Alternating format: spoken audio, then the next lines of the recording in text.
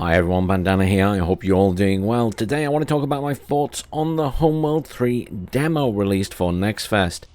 I will put up some gameplay of me actually playing it and what I thought about it while playing it over on the RTS Casts and Stuff channel, just so I'm not flooding this channel with the gameplay. I was really looking forward to Homeworld 3. I am a massive fan of the old games. I've spent many hours in Homeworld 2 and various mods and total conversion mods for that game as well. I love the Homeworld series. Desert of Kark, I've played a bit, didn't enjoy that as much. I definitely enjoy my whole space element to this as well. Now, I came into this worried that I wasn't going to enjoy it, that there were going to be problems. It was just in the back of my mind. And when I did my first recording and played through the tutorial, I said at the start, I am very worried something is going to be wrong with this. And unfortunately, I was kind of right. So I played through the tutorial and, it looks like Homeworld. It sounds like Homeworld. It doesn't quite feel like Homeworld at this stage, but it's okay. New camera, I don't mind the new camera controls. I actually found them reasonably easy to get into as I played the game. It wasn't such a big issue. However, then I went and tried to play the online component, the new wargame mode or whatever it's called, the roguelike. That was a different kettle of fish. So firstly, are the issues even getting connected to a game? Now this is released as a demo and they force you to go into the multiplayer part of it, but it is a mess. You can't connect half the time. If you got the lobby system and try and join a game, it just pops up errors 90% of the time. When you actually do the auto match thing, the first time I did that, I got put into a game with 4 people, even though you can only have 3 people. The game locked up for 3 minutes and then I crashed the desktop. And this isn't just my experience, other people are having the same experience trying to get into a game. It's easier if you're playing with friends, because then you invite them to the game and you definitely have 3. I did manage to get into a couple of games with other people. I played one by myself, then played 1 or 2 with other people. My experience there would be that the game mode probably isn't for me. I'm not too fussed about the repetitive nature of it, I guess. The whole big superstructure thing got old very quickly. It looks good, and I'm sure it's very nice for videos on the trench run thing, but maneuvering your camera around it and navigating your ships around it just makes the whole space navigation thing even harder, and it really didn't feel like it added much to the game. Okay, let's break things down into a couple of sections. So first, the combat. The combat does feel kind of like Homeworld. The ships fly at each other, they shoot at each other.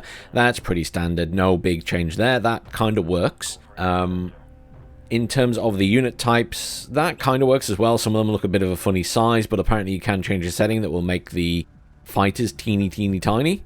I haven't actually found that setting or checked if it's there, but I'm told that it is there. I did feel like some of the ships die very quickly compared to how quickly they die in Homeworld 2. Things seem to survive longer in the old game, which isn't like a deal breaker or anything, it just happened to be that I noticed this. I think the biggest unit that was an issue for was the resource collector unit, which I'll talk more about in a little bit. So what other complaints do people have? I think the biggest complaint that most people have is the control scheme, the modern one. You can switch it to classic, but then you miss out on the hotkeys. So if you're someone who uses hotkeys, you kind of want the modern version. Now, I didn't actually mind the concept of the control scheme, as I said earlier in the video. It wasn't too bad. However, I found there were issues with the controls in that, for example, if I right-clicked to do something, sometimes it just didn't give the order, even though I was just giving a very brief right-click. It wasn't like I was holding it down to go into camera mode. It seemed like it just wasn't giving the order, and I don't know if that's because the game is mistaking it for trying to go into camera mode. But, I was sat, and I've got recordings of it, me right-clicking multiple times in quick succession to try and give an order, and just nothing happening. In terms of the movement controls as well, you'll notice that if you bring up the dial to position your units like you would in the old game, which I'm very used to, I wasn't really able to do that for things where the resources were, because for some reason the resources, like the asteroids in the old game, no longer have a line from them to the level of your ship, so you can see where to position yourself in, relation to that line. So getting your combat units near the resources was very difficult. And this then led to another issue, which is that they have changed how resource collection works. You now have a resource collector rather than little mining drones. The little mining drones used to be able to take resources to any ship with a resource module, or whatever it was called. Now you only have resource collectors which cost 500 apiece, and if you run out of money and that dies, you're stuffed, because you can't sell anything, it seems. So in the old game you could retire stuff and get some money back, and therefore you could build more mining drones, but that doesn't seem to be in the game. So if you don't have any money left, such as you're building something and you right click to cancel it and you can make up to 500, the game is over.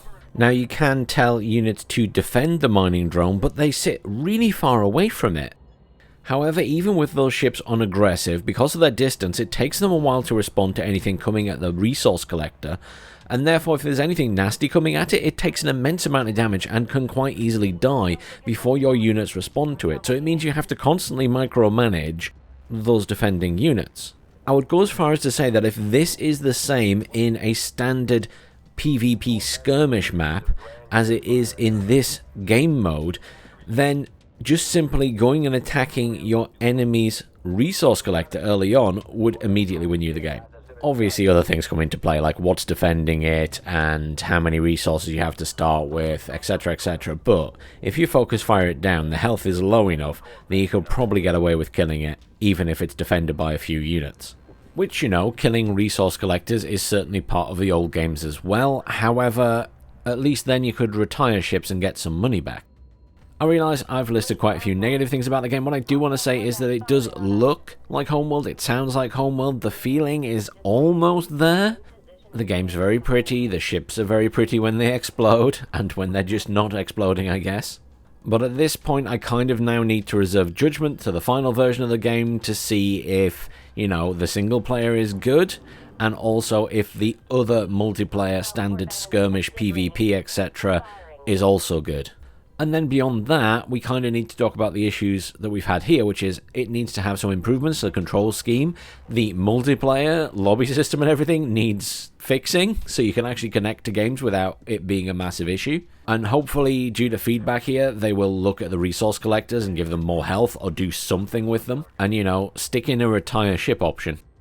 The last thing I'm going to mention is just because I know it bothers some people, I have mixed feelings about it, but the game does have de novo copy protection in place. And I know some people very much don't touch games that have that in there, so I'm giving you advanced warning. So that leaves me at wait and see, and I wouldn't have it on pre-order myself currently. I definitely think it has potential to be a great game, but it's not there yet. I would recommend people give the demo a go so they can see what they think themselves, because it's not horrendous. I realise I've complained about a few things that need fixing, but I'm hoping that the final game will be good. What do you know, I do have some hopes and dreams still. Thanks for watching everyone, please do like, share, subscribe, and I'll see you all soon.